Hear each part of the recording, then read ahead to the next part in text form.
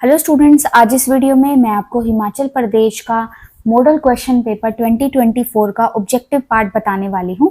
So let's start with the first question.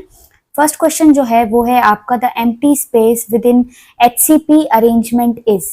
देखिए यहाँ पे आपको देखना है कि आपका जो HCP है या फिर आपका CCP है, दोनों में ही जो पैकिंग एफिशिएंसी है वो होती है आपकी 74%।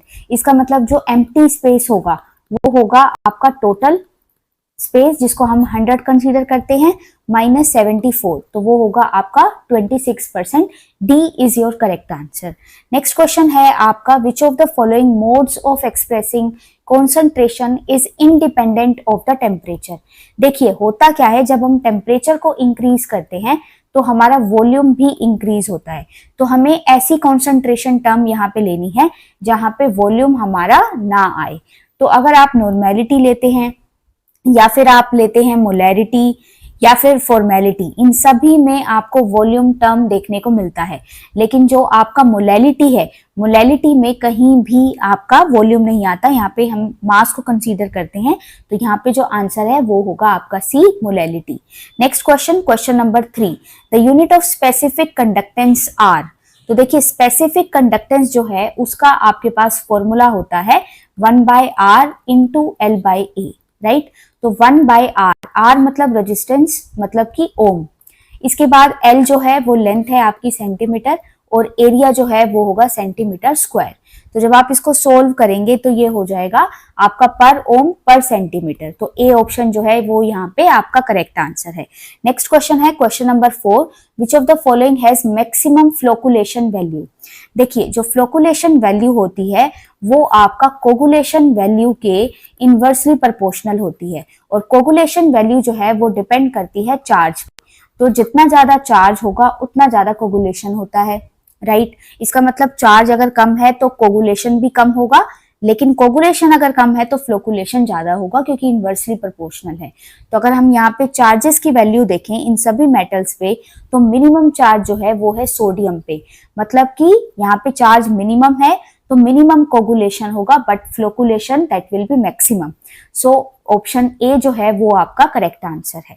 नेक्स्ट क्वेश्चन है आपका ओलियम इज।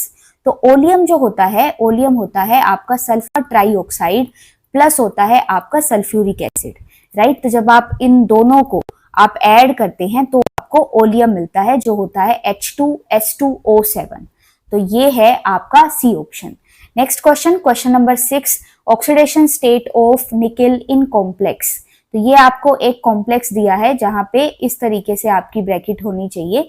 यहाँ पे देखिए क्या है, निकेल की अगर हम ऑक्सीडेशन स्टेट को आपने कैलकुलेट करना है, इसके बाद आपके पास जो CO है वो है आपके पास 4, और CO पे जो चार्ज होता है वो 0 है। एज ए होल भी आपको यहाँ पे कोई चार्ज नहीं है कॉम्प्लेक्स पे, तो जो आपका निकेल का ऑक्सीडेशन नंबर है वो यहाँ पे कैलकुलेट होके आएगा 0। तो बी ऑप्शन जो है वो है करेक्ट आंसर। इसके बाद question number 7, a primary alkyl halide would prefer to undergo SN2 और SN1 और एलिमिनेशन और नन ऑफ दीज। तो अगर हम प्राइमरी अल्काइल हैलाइड की बात करें तो SN2 में जो इसका ऑर्डर होता है वो कुछ इस तरीके से होता है कि फर्स्ट आपको प्राइमरी अल्काइल हैलाइड को प्रीफरेंस यहाँ पे दी जाती है SN2 में, देन आपको सेकेंड ऑर्डर, और देन आपको थर्ड ऑर्डर। और अगर हम SN1 की बात करें तो ये जो प्रायोरिटी ऑर्डर है ये आपका ऑपोजिट होता है। तो इस क्वेश्चन में हमें प्राइमरी अल्काइल हैलाइड के बारे में पूछा है, तो वो क्या आपका करेगा, क्या प्रीफर करेगा, SN2 रिएक्शन, राइट। तो ए ऑप्शन जो है वो है यहाँ पे correct answer.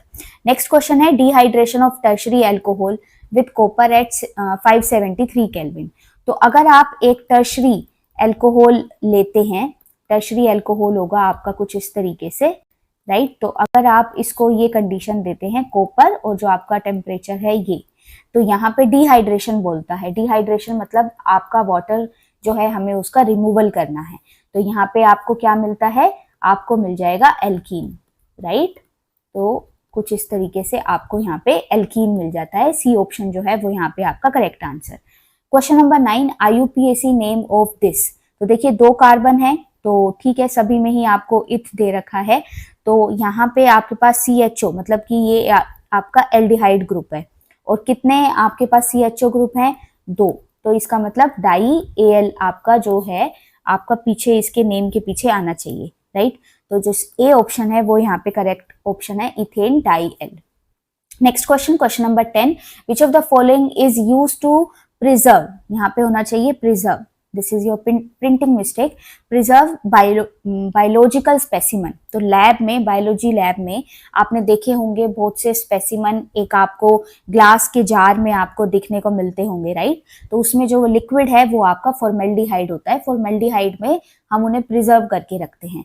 Next question, question number 11, the potential of standard hydrogen electrode is assumed as, तो उसे एज्यूम किया जाता है 0 वोल्ट। ऑप्शन ए जो है वो यहाँ पे करेक्ट आंसर है।